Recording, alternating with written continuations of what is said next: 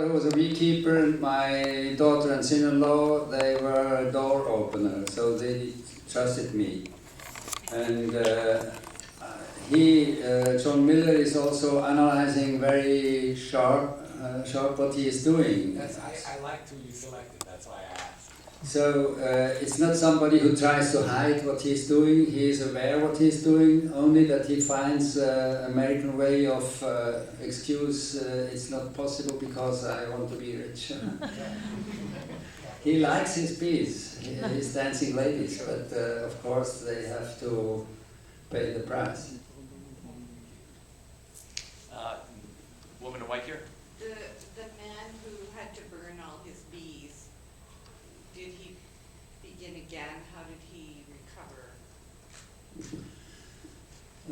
He is, in the beginning, he seems to be the ideal paradisic solution.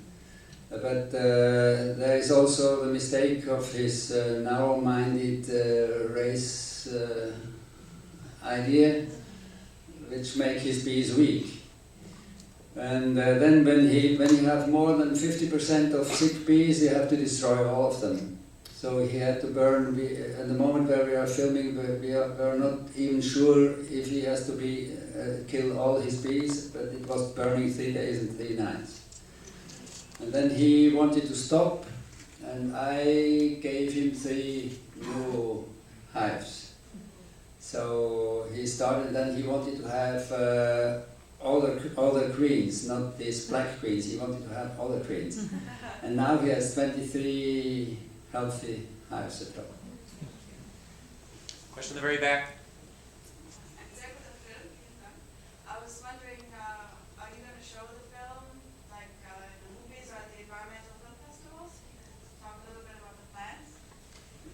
Of what will happen with the film now? We will open the film in Switzerland, Austria and Germany now in October and November, and in January in France.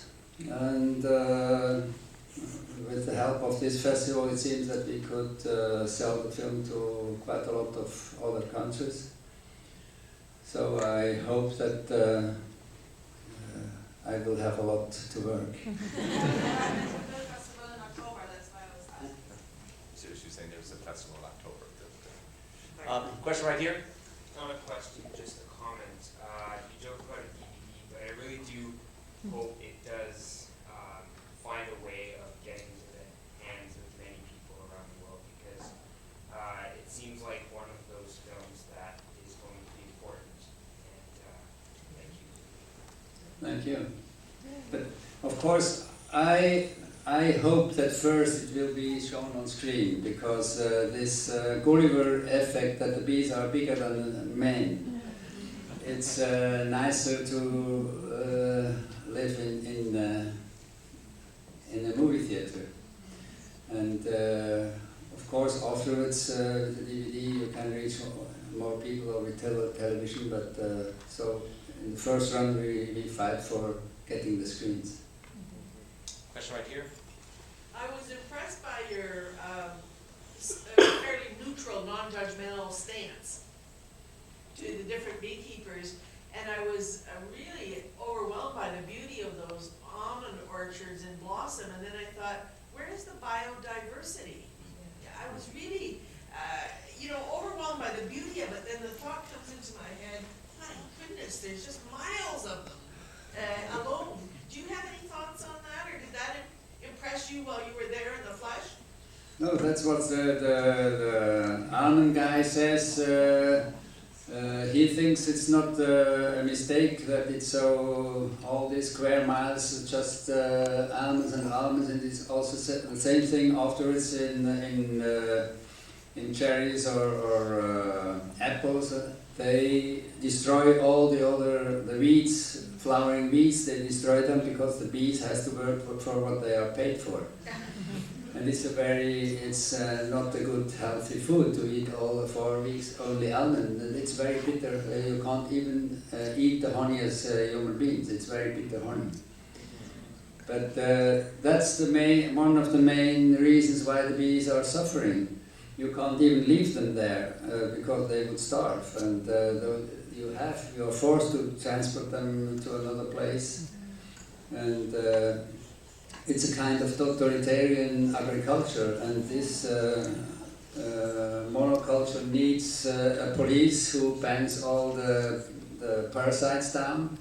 But of course, pesticides are against insects, and bees are insects. Time for a couple more questions in the corner there. Could you comment on what they do in China to replace the bees? That was extraordinary to see people doing that, and how widespread is it, and how many people does it employ? We traveled around China in 4 provinces to find situations where people make hand pollination. And we have chosen this situation because the lady herself seems to be a bee. So she flies far down south to get the pollen and comes back, and then you put it on the tree. And the reason why it's there are no bees. So even if they would bring bees, they would die by pesticides, and they would have nothing to eat after the apples are the flowering of the blossom of the apples is gone. Yes, sir, right here. Just to piggyback on this lady's point, in terms of like these big monocultural plots of land like the homes there, can't the beekeepers, I guess first question would be, what portion of revenues do beekeepers get from revenues from pollinating the trees or the plants, and what portion from the honey that they get?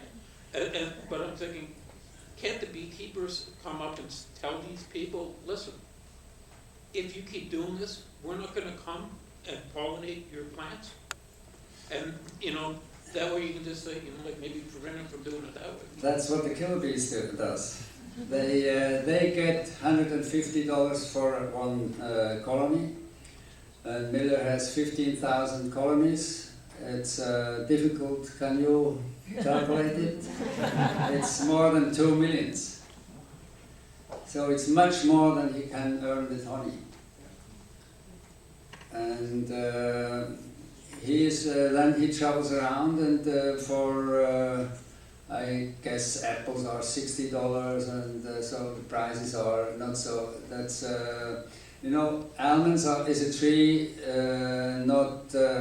It's not an American tree. It comes from Europe, and the bees normally would not be. They would sleep in February when these almonds, who are used in warm Spain to live in spring.